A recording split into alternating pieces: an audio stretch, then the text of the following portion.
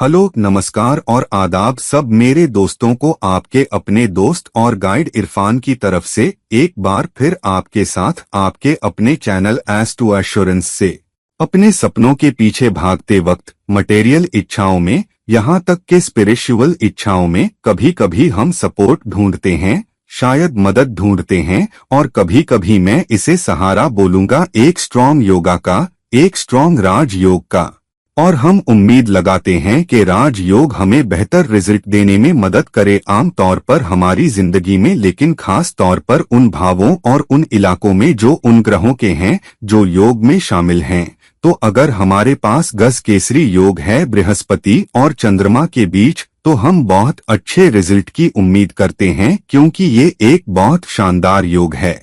लेकिन कभी कभी हम ये देखना भूल जाते हैं कि कौन से भाव ये ग्रह रूल करते हैं और हम इससे बेहतर रिजल्ट कैसे हासिल कर सकते हैं। ये तो दिया हुआ है कि अगर मेरे पास गज केसरी योग है तो मुझे अच्छे रिजल्ट मिलने चाहिए, लेकिन हम शायद ही कभी ये देखते हैं कि हम इससे बेहतर रिजल्ट कैसे ले सकते हैं। दूसरी बात ये कि हम ये भी उम्मीद करते हैं कि योग हमें अच्छे रिजल्ट देगा जब भी हम सोचते हैं कि हमें वो रिजल्ट मिलने चाहिए, और जब वो रिजल्ट नहीं मिलते तो सवाल उठता है। और बहुत बार मुझसे पूछा जाता है कि मेरे पास इतना शानदार गज केसरी योग है, मेरे पास बहुत अच्छा धर्म कर्म अधिपति योग है, मेरे पास बहुत अच्छा लक्ष्मी योग है, मेरे पास बहुत अच्छा महाभाग्य योग है, और वगैरह। ये क्यों नहीं चल रहे हैं? ये एक्टिवेट क्यों नहीं हो रहे हैं? ये कब एक्टिवेट होंगे? मुझे शानदार या बेस्ट रिजल्ट कब मिलेंगे? मैं करोड़पति कब बन सकता हूँ, क्योंकि मेरा चंद्रमा वृषभ में एक्साल्टेड है, साथ ही गज केसरी योग में बृहस्पति के साथ, तो मुझे करोड़पति बनना चाहिए या बन रहा हूँ? तो ये सवाल आते ही रहते हैं। अब मैं आपको कुछ टिप्स देना चाहता हूं और कुछ सलाह भी देना चाहता हूं कि योग कैसे ट्रिगर होते हैं, वो कैसे एक्टिवेट हो सकते हैं, और आप अपने राज योगों के बेहतर रिजल्ट कैसे ले सकते हैं। ऐसा नहीं है कि मैंने राज योगों पे वीडियोस नहीं बनाई हैं और आपको ये कैसे उसे करना चाहिए, लेकिन मैं कोशिश कर रहा हूँ इसको गगर में सागर बनाने की, जहाँ मैं 6 या 7 अलग अलग योगों को लाने की कोशिश कर रहा हूँ और उनके बारे में बात करूँ। हम उन योगों के बेस्ट रिजल्ट कैसे ले सकते हैं, हम योगों को किसी खास वक्त कैसे एक्टिवेट कर सकते हैं अपनी जिंदगी में कुछ खास रिजल्ट पाने के लिए, और हम बेहतर रिजल्ट कब ले सकते हैं बजाय चैलेंजिंग रिजल्ट के अपने योगों से। ऐसा नहीं कि सभी योग हर वक्त हमें अच्छे रिजल्ट देते हैं, कुछ योग हमारे सामने चुनौतियां भी लाते हैं। असल में सभी योग कुछ न कुछ डिग्री में हमारे सामने चुनौतियां लाते हैं। हमसे कहते हैं कि मेरे एक्शंस से, मेरे एटीट्यूड से रिजल्ट दो, फिर योग के रिजल्ट भी सामने आते हैं। तो योग कैसे फंक्शन करते हैं? सबसे पहले बात करते हैं एक सिंपल योग और बहुत ही शुभ योग की, गज केसरी योग की, जहां 2 शुभ ग्रह बृहस्पति और चंद्रमा शामिल हैं। अब एक सिंपल रूल है, जब भी हम किसी योग की बात करते हैं, योग है क्या? योग है एनर्जी का सिनर्जी किन्हीं भी 2 ग्रहों के बीच, और उन 2 ग्रहों की आपसी कोशिशों के रिजल्ट हमें कुछ पॉसिबिलिटीज देते हैं, कुछ प्रोबेबिलिटीज देते हैं, कुछ रिजल्ट देते हैं। अब इस बात पे के कैसा कनेक्शन है या एक दूसरे से प्लेसमेंट क्या है, योग बनता है। मसलन चंद्रमा और बृहस्पति का साथ होना एक कंजक्शन है, लेकिन चंद्रमा और बृहस्पति का एक दूसरे को देखना भी एक स्ट्रॉन्ग गज केसरी योग है। कंजक्शन का स्ट्रॉन्ग योग होना तो है ही, लेकिन चंद्रमा और बृहस्पति अगर केंद्रा में एक दूसरे से हैं, जैसे चंद्रमा मसलन चौथे भाव में है, बृहस्पति या तो लग्न में या 7वें भाव में या 10वें भाव में, या कहिए चंद्रमा 5वें भाव में जाए, बृहस्पति सामने वाले 11वें भाव में है, तो वो भी गज केसरी योग है। तो इस आधार पे के ग्रहों का प्लेसमेंट कैसे होता है। लेकिन सबसे अच्छे योग वो होते हैं जहां ग्रह एक दूसरे के साथ हों या कम से कम एक दूसरे को देख रहे हों। चंद्रमा और बृहस्पति जब केंद्रा में हों एक दूसरे से, मिसाल के तौर पे चंद्रमा लग्न में पहले भाव में असेंडेंट में जाता है, बृहस्पति चौथे भाव में है, ये भी एक स्ट्रॉन्ग गज केसरी योग है। लेकिन और भी स्ट्रॉन्ग गस केसरी योग वो है जहां चंद्रमा और बृहस्पति या तो साथ हों या एक दूसरे को देख रहे हों और डिग्रीज भी एक दूसरे के करीब हों। मिसाल के तौर पे अगर चंद्रमा 15 डिग्री पर है, बृहस्पति भी 15 डिग्री पर हो या 20 डिग्री के अंदर हो या 10 डिग्री से नीचे ना हो, ताकि चंद्रमा और बृहस्पति के डिग्रीज का फर्क बहुत ज्यादा ना हो। लेकिन अगर चंद्रमा लग्न में 2 या 3 डिग्री पर है और बृहस्पति 7वें भाव में है, मसलन 16, 17, 20 डिग्री पर, तो गस केसरी योग एक कमजोर योग है। ये कोई बहुत स्ट्रॉन्ग योग नहीं है। तो योग की डिग्निटी भी बहुत जरूरी है, योग की स्ट्रेंथ भी बहुत जरूरी है। तो जब आप अपने योगों को देखें तो कृपया ये समझ लें कि योग काफी स्ट्रॉन्ग है या इसकी स्ट्रेंथ कम हुई है डिग्री के फर्क की वजह से या डिग्निटी कम होने की वजह से। दूसरी बात, योग दूसरे ग्रहों के एस्पेक्ट्स या कंजक्शन से भी खराब हो जाते हैं या फ्रेंडली साइंस में ना होने से भी। मिसाल के तौर पे चंद्रमा और बृहस्पति वृश्चिक में साथ हों, गस केसरी योग बनेगा। लेकिन चंद्रमा वृश्चिक में है और अगर मंगल का एस्पेक्ट उस पे ना हो, क्योंकि ये नीच भंग बना देगा, तो निश्चित तौर पे उस योग के और भी चैलेंजिंग रिजल्ट होंगे बजाय शुभ रिजल्ट के। ये सारे फैक्टर्स आपके योग की बात करते वक्त असर डालते हैं। अब हम अपने योग को कैसे एक्टिवेट करें ताकि चुनौतियों से बेहतर रिजल्ट ले सकें। पहली बात, योग हर वक्त एक्टिव ही रहता है, सिर्फ उसकी स्ट्रॉन्ग रिजल्ट्स देने की क्षमता, मैं बेहतर नहीं बोल रहा, मैं स्ट्रॉन्ग बोल रहा हूँ, कुछ समय में ज्यादा एक्टिव होती है। योग हर वक्त क्यों एक्टिव रहता है? क्योंकि जो ग्रह योग में शामिल हैं, वो अपनी ट्रांजिट में हर वक्त रहते हैं। वो कभी स्थिर नहीं होते, वो चलते रहते हैं, वो किसी ना किसी भाव से गुजर रहे होते हैं और वो आपको उन भावों के इफेक्ट देते हैं। मिसाल के तौर पे अगर बृहस्पति और चंद्रमा लग्न में गस केसरी योग में हैं, या कहिए बृहस्पति लग्न में है और चंद्रमा 7वें भाव में है, एक दूसरे को देख रहे हैं, एक स्ट्रॉन्ग गस केसरी योग बना रहे हैं और बृहस्पति मसलन आपके दूसरे भाव से ट्रांजिट कर रहा है, तो दूसरा भाव जो इनकम का है वो एक्टिव होता है। और कहिए चंद्रमा आपके 10वें भाव कर्म का भाव से ट्रांजिट कर रहा है, तो 10वां भाव एक्टिव होता है क्योंकि वो उन भावों से ट्रांजिट कर रहे हैं। हालांकि अगर D9 ना तो बृहस्पति की है और ना चंद्रमा की, तो योग की एक्टिवेशन इतनी स्ट्रॉन्ग नहीं होती। ट्रांजिट के होने से वो उन भावों को जरूर एक्टिव कर रहे हैं।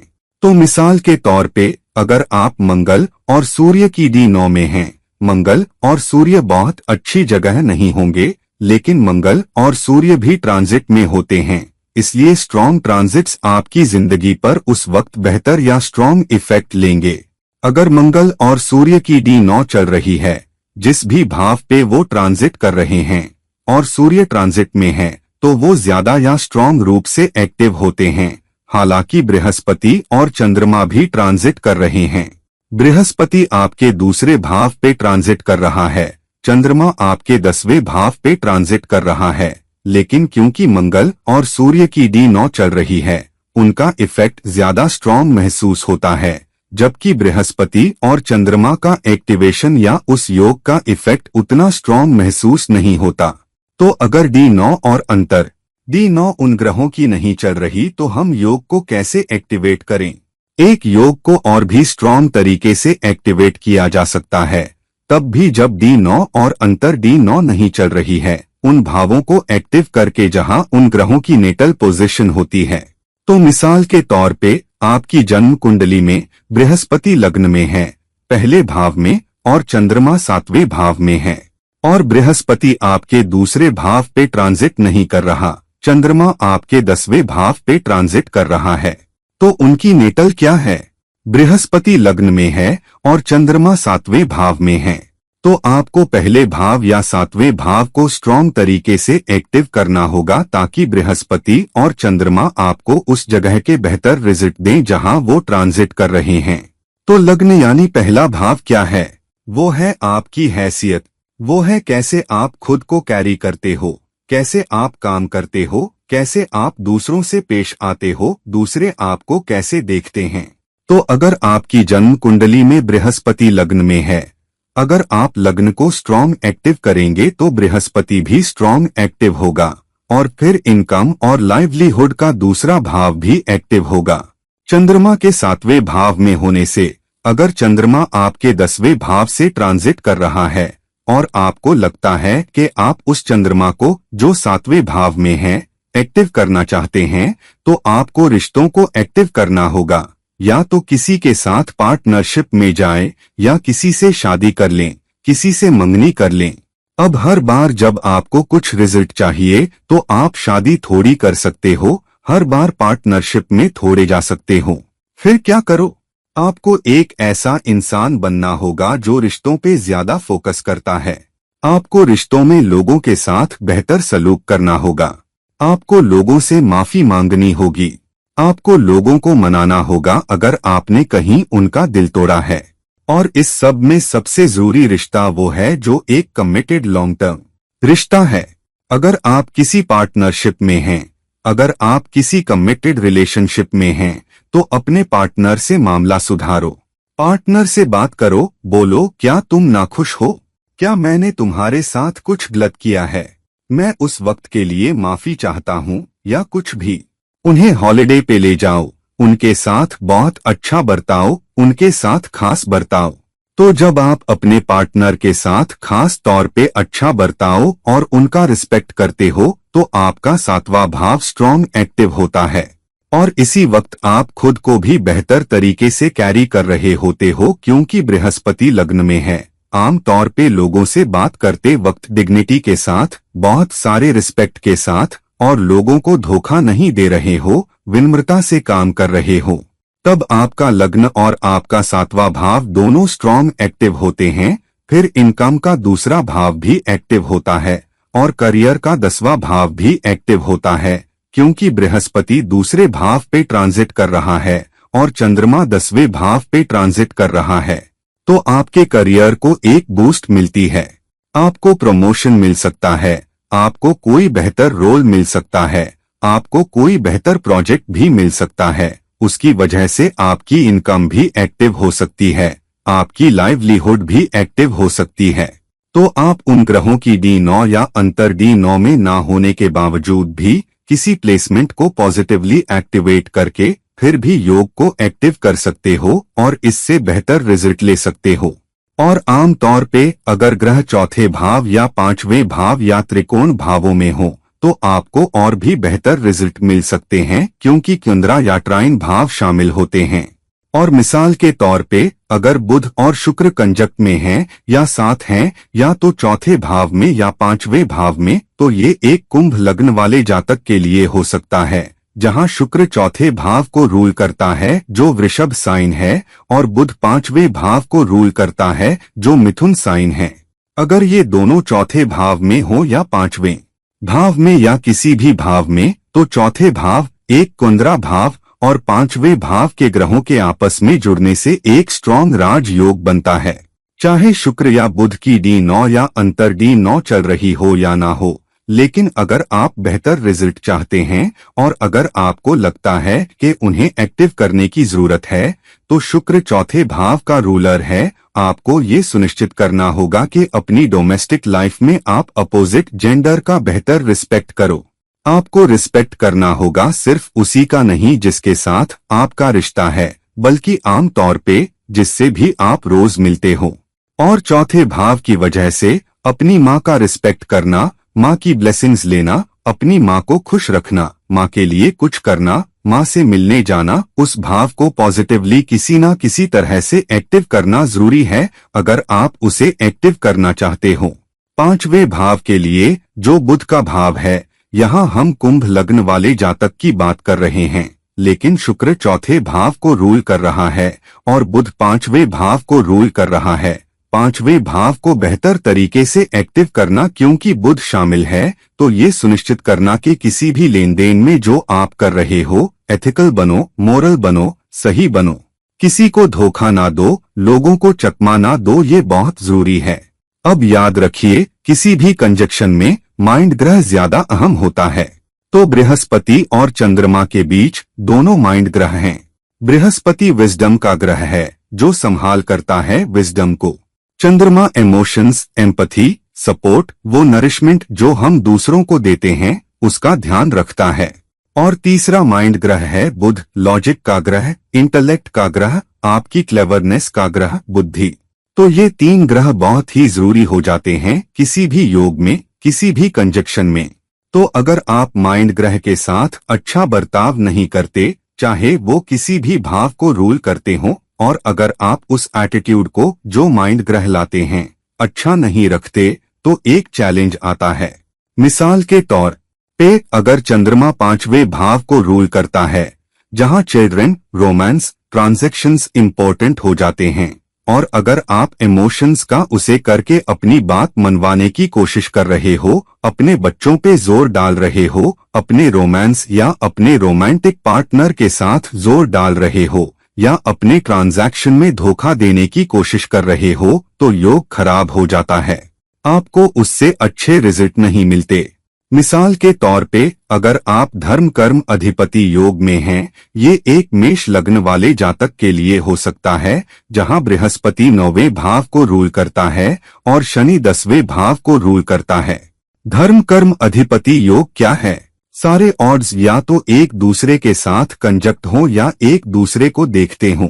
तो अगर शनि और बृहस्पति या तो एक दूसरे को देख रहे हैं या एक दूसरे के साथ कंजक्ट में हैं, और आप उस योग को एक्टिव करना चाहते हो क्योंकि आप अच्छे गेन्स चाहते हो जो 9वां भाव लाता है आपके करियर में, जहां शनि रूल करता है, तो वहां आपको ये सुनिश्चित करना होगा कि उन दोनों में से माइंड ग्रह बृहस्पति है जो विजडम का ग्रह है, शनि एक्शन का ग्रह है, और कि आप अपनी लाइफ में कितने स्ट्रक्चर्ड और डिसिप्लिन्ड हो, आप दूसरों के साथ कैसा बर्ताव करते हो।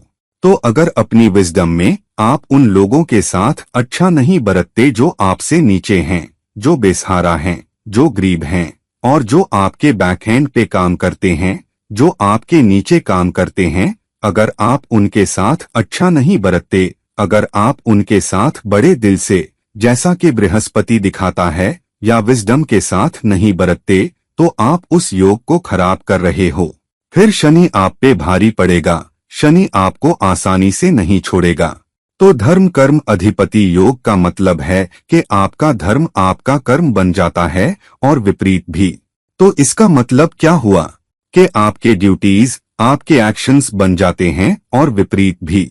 तो आपके एक्शंस आपके ड्यूटीज के इर्द गिर्द होने चाहिए, आपकी जिंदगी की रिस्पॉन्सिबिलिटीज के इर्द गिर्द होने चाहिए।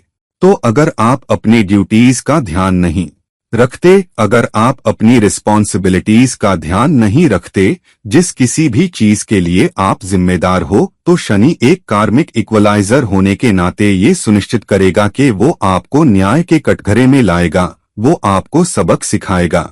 तो किसी योग से अच्छे रिजल्ट लेने के बजाय वो उल्टा नुकसान कर सकता है, खास तौर पे अगर कोई मैलेफिक शामिल हो, सूर्य शामिल हो, चंद्रमा शामिल हो, मंगल शामिल हो। मिसाल के तौर पे चंद्रमंगल योग में मंगल और चंद्रमा के बीच बहुत स्ट्रॉन्ग योग है, चंद्रमंगल योग। मंगल यहाँ मैलेफिक है, लेकिन माइंड ग्रह कौन है? चंद्रमा। वो इमोशंस, एम्पथी का ग्रह है। अगर आप चंद्रमा को खराब करते हो, आप इमोशंस में बहकर दूसरों के लिए नहीं बल्कि ग्रीड में, लस्ट में एक्शन लेते हो, तो आप अपने मंगल को भी खराब कर रहे हो। फिर मंगल आपको वापस चैलेंजेस से, प्रॉब्लम्स से मारेगा। तो जो भी ग्रह कंजक्ट में हैं या एक दूसरे से कुंद्रा में हैं, अगर आप उन्हें एक्टिव करना चाहते हो, चाहे उनकी D9 और अंतर D9 चल रही हो या नहीं, उन भावों को पॉजिटिवली एक्टिवेट करो जहां उन ग्रहों की नेटल पोजीशन भी एक अच्छे तरीके से, एक बेहतर डिग्निटी के साथ, एक एथिकल तरीके से, मोरल तरीके से, सही तरीके से हो, ना कि डायबॉलिकल तरीके से, मैनिपुलेटिव तरीके से, चीटिंग तरीके से, झूठ बोलने के तरीके से, वरना आप योग को खराब कर रहे हो। असल में योग आपके लिए उल्टा काउंटर प्रोडक्टिव हो जाता है। तो ये सुनिश्चित करो कि आप इन रूल्स को फॉलो करो और उन भावों को पॉजिटिवली एक्टिव करो। फिर जहां भी ग्रह ट्रांजिट कर रहे हैं, साथ ही उनकी नेटल पोजीशंस सब पॉजिटिवली एक्टिव होंगे और आपको उन भावों के अच्छे रिजल्ट मिलेंगे। तो ये बात याद रखिए। अब बहुत बार हमें लगता है कि राजयोग को एक्टिव करने के लिए हमें कुछ मंत्रास करने चाहिए, हमें कुछ जेमस्टोन्स पहनने चाहिए। वो एक प्लेसबो की तरह काम करते हैं, शायद 5 से 10% फायदा उनसे मिलता है, लेकिन इतना भी नहीं। सबसे जरूरी है आपका एटीट्यूड, आपका कैरेक्टर, आपकी पर्सनालिटी और आपके एक्शंस, ताकि किसी योग कंजक्शन को बेहतर तरीके से एक्टिव कर सको, उससे अच्छे शुभ रिजल्ट ले सको। हमेशा कोशिश करो कि उन्हें सही एटीट्यूड के साथ, सही माइंडसेट के साथ एक्टिव करो।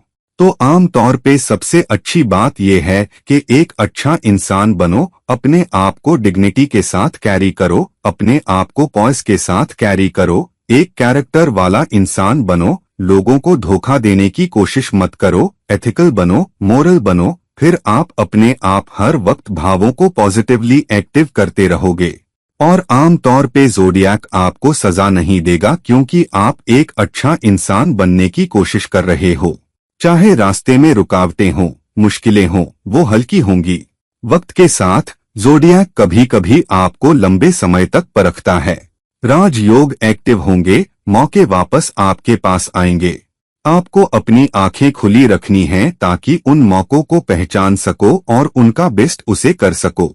लेकिन वो एक्टिव जरूर होंगे, आपको अच्छे रिजल्ट मिलेंगे, शायद जल्दी से ज्यादा देर में, लेकिन वो आपके पास जरूर वापस आएंगे। तो दोस्तों, आम तौर पे अपने योगों को प्रॉपरली एक्टिव करो, अपने कंजक्शंस को प्रॉपरली एक्टिव करो, या फिर ग्रहों को एक दूसरे से केंद्रा में प्रॉपरली और नाइसली एक्टिव करो, एथिकल, मोरल, नाइस बन के, रिस्पॉन्सिबल बन के, अकाउंटेबल बन के। राजयोगों को एक्टिव करने का यही सबसे अच्छा तरीका है जब आप चाहो, और कुंडली में ग्रहों के प्लेसमेंट के सबसे अच्छे शुभ रिजल्ट लेने के लिए। तो दोस्तों, इस वीडियो को लाइक करो, इस वीडियो को शेयर करो, और अगर आप मुझसे पर्सनल कंसल्टेशन के लिए देख रहे हैं तो कृपया मुझसे नीचे दिए गए लिंक्स के जरिए राब्ता करो। और किसी और वक्त किसी और वीडियो के साथ, ये हैं आपके दोस्त और गाइड इरफान, साइनिंग ऑफ। नमस्कार, शुक्रिया।